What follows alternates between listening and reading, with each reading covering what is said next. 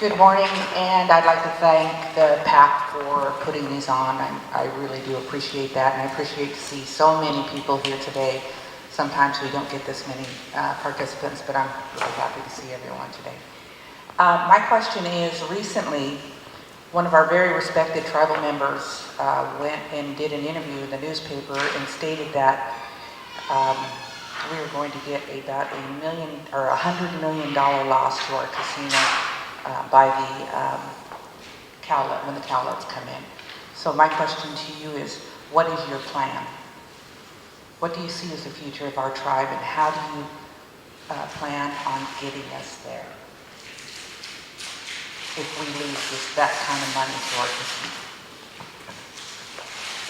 So I'll ask for a volunteer to go first. Of course, that's a great question. I think that $100 million is probably a lobbyist wording to serve his own purposes. I don't expect to be that big of a hit. But for me, no matter what investment we make, nothing is going to give us a return as the casino. Even if we take a hit that's projected, we are still never going to make the kind of money that we make as a return that we do at the casino. So for me, any investment we make should be more here locally, something that's going to complement what the casino does. We had a strategy, and it's been printed at the casino. But in reality, our strategy has always been we're the closest to Portland. That's no longer the case anymore. So that strategy is going to have to be changed. We can't just rely on proximity to be our real strategy. So we're going to have to drive people down here, and we're going to have to do.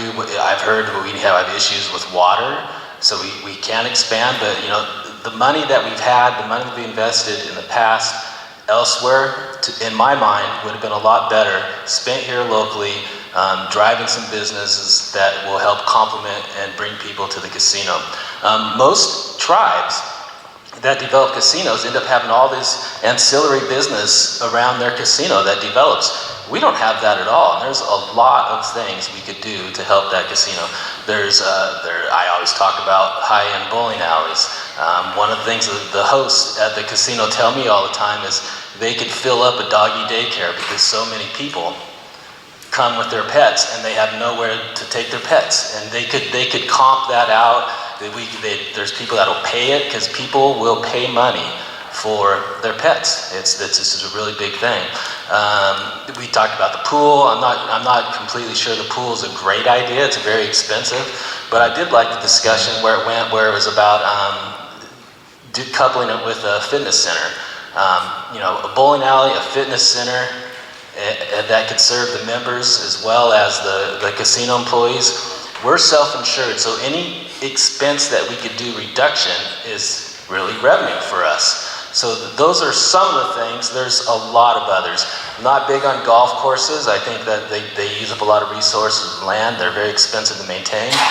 But Cross Creek is not that very far from us. We could partner with Cross Creek, and we don't have to develop a golf course. We partner with them, we shuttle people to their golf course, and it's as if we have our own golf course. The partnership with other tribes, with the Siletz. We're going to need to do more of that. Chinook Winds is going to have the same issue as we do. That competition is going to Cowlitz, so we need to learn how to work with them more. How do we bring people this way, to this direction, and how do we get them to get off that highway and get into one of our establishments? So those are things that I would do. All right, I'll try and be quick here. I had three things.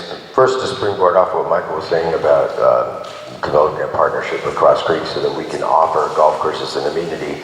I had already floated online the idea that we could also take into consideration, I understand that the finance person that we got rid of or fired said no to this idea, but why not acquire Evergreen Water Park? And it kills two birds with one stone.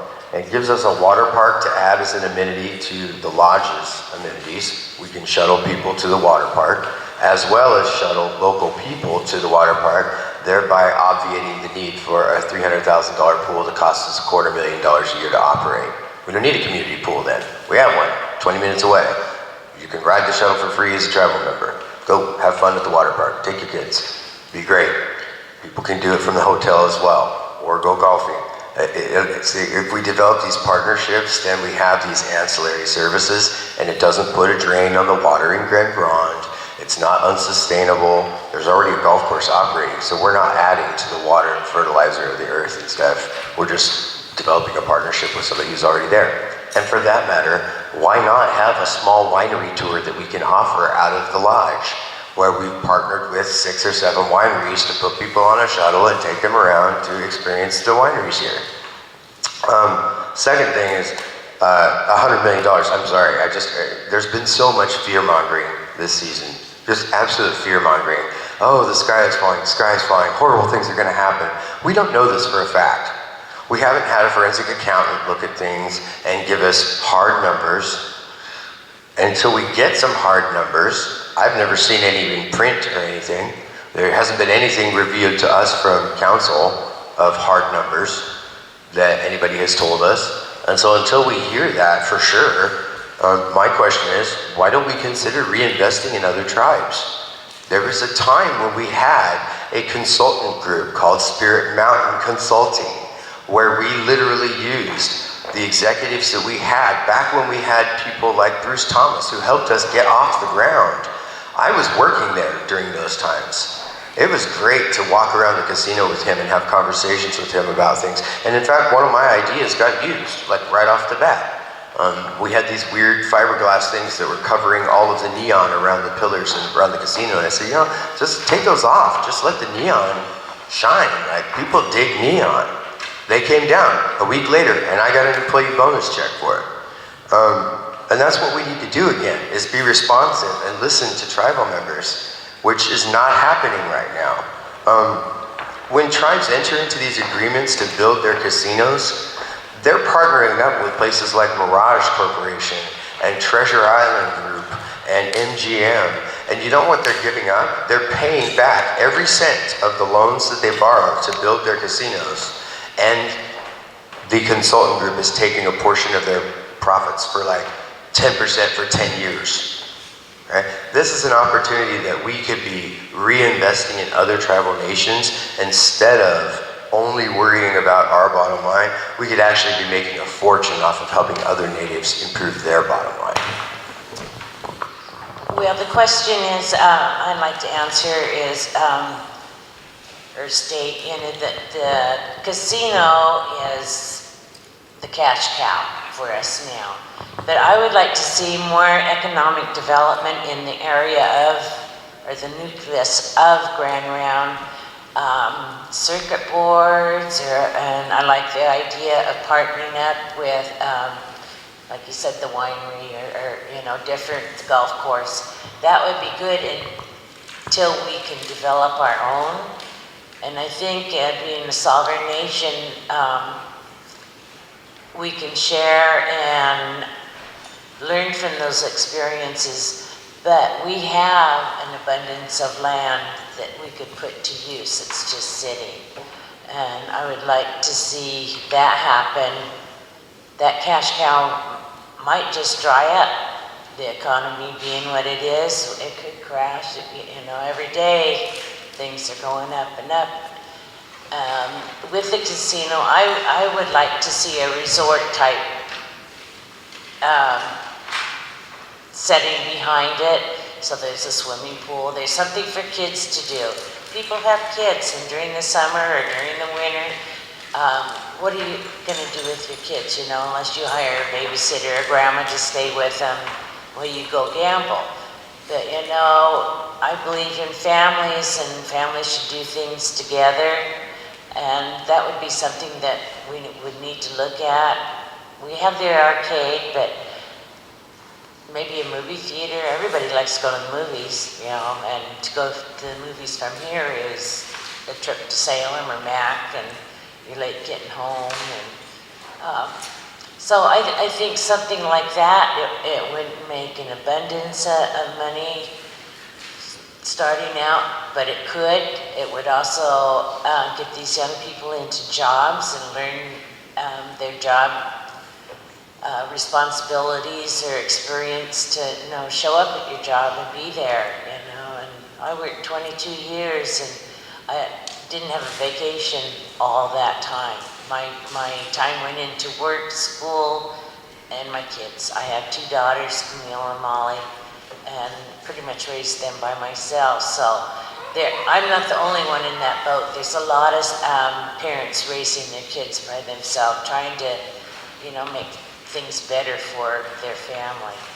So I think that's, all in all, there's some good ideas put on the table here, and it's going to take all 9 members to work together to get things across to our tribal members.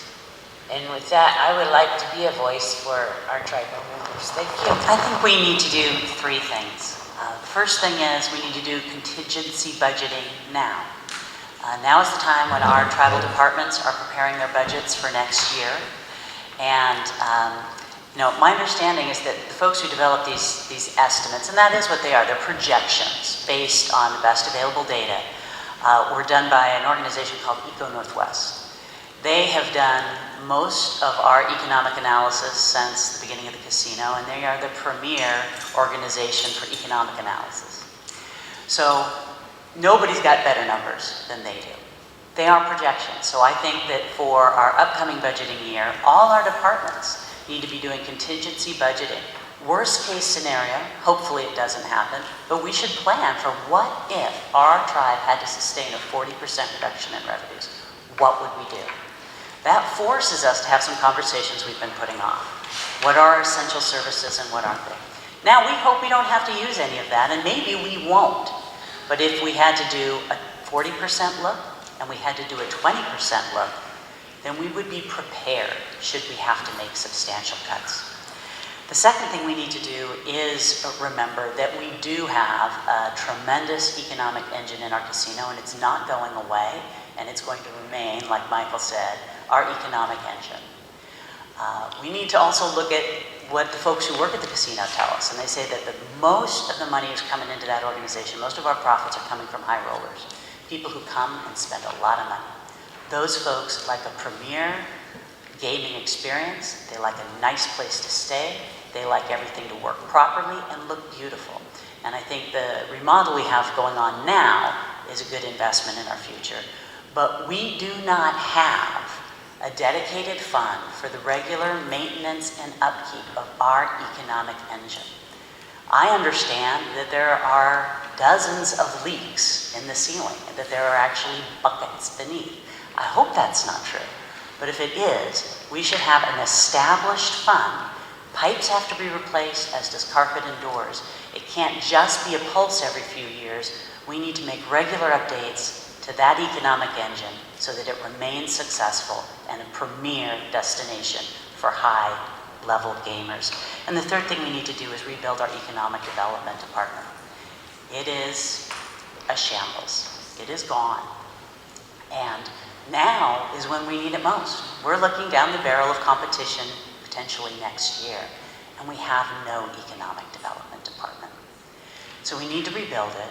I hope that it will be Oregon-based. That's not to say we can't consider other things, but this is where our strength is. This is where we are, and I hope we do build an Oregon-based economic development department. When we do, I hope we will use the tool of our own internal auditors. Those folks were not allowed access, my understanding, to much of what was going on in economic development. If they had been, we would have learned about a lot of problems much earlier than we did, and we would have been able to intervene and change course. And then the last thing I would say is that economic development department should explore opportunities where we have a strategic advantage. There's probably many, just a couple. The agreement we have with the Oregon Department of Transportation, we have a defined area within our ceded lands in which a tribally owned business has preferential contracting for flagging and large ground moving equipment, many types of businesses. A tribally owned business gets preferential contracting. It includes much of the Portland area. I think we should explore this. It's potentially a strategic advantage. Also, many tribes, not just our tribes, have taro ordinances. That also requires preferential purchasing for tribally owned businesses. There are lots of casinos in our area, including large casinos like Tulalip. They buy as many straws and paper towels and pillows and sheets and detergents as we do. If we were supplying with a preferential business and contracting opportunity, if we were supplying all that, they're buying it from somebody. Why not another tribe? Those are just a couple small ideas. But contingency planning, right now, redevelop economic development, and make sure that our economic engine remains the premier destination in the Oregon area. Yeah, I would like to follow up. Everybody had a lot of good suggestions, and I would agree with the majority of those. I know one of the things I've done over the last few years is I've talked to a lot of other tribes that have been in the same situation that we're in today in the competition. And I asked them, what did you do? What did you do when you faced this competition? And they said, some of the suggestions that we've heard today, they upgraded their property, they made it a premier destination, they made it a premier destination for their customers. They maintained their customers. They took care of their customers. Their employees were key in that. They made their employees to where they enjoyed working there, because turnover in any operation is costly. So, and then they said they lost a little bit of revenue for about 6 months to a year, but eventually all their customers came back because all their customers liked the business that they had been participating with, that they had become accustomed to, and they appreciated the upgrades and the customer service they were receiving, and they all returned. Our economic development, I've been asking for an economic development board since the day I got on council, and I think it's really important. We had an economic department. We had basically one person that was making recommendations to the council. I don't know that anyone on the council, what I would define is a business expert. I appreciate people's intelligence and knowledge and expertise, but there's multiple levels of expertise when it comes to business. And this is why I wanted to develop a board of experts from many different levels of business, and to get that feedback and that guidance to the council so that I can make a good decision. Because it is difficult. We're making big decisions, and I appreciate other people's opinions and ideas from a variety of areas so that I can make the good decisions that I need to make for our tribal people.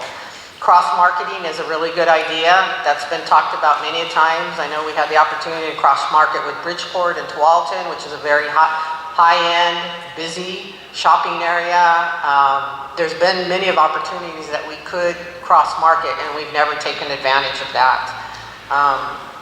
I do think, I'm glad that the upgrades at our property are happening today, but I really think they probably should have happened about 2 or 3 years ago before we were hit, and we should have been ready and up and running and having our property the premier destination now, instead of it maybe being there in a year or so from now. We need to upgrade our hotel. We upgraded part of it, but we didn't upgrade the other half. And we need to do that because our customers like coming, they like staying there, but they like a nice room. And we need to do that. And I think I'll just leave it at that. I think everybody else had a lot of good ideas, and it is a difficult time for us. I'm hoping that we can all come together as a council and make the best decisions. The dog track is a project. It's going to be a very expensive project, and like some people said, it's never going to be the return on investment that a casino will be. So even though we put a lot of money into that, it's going to be a long time for any kind of a return on that size of a project. So it's going to take a lot of really serious thinking and hard work to make that situation work, and the profits of that we will not see for probably a very long time.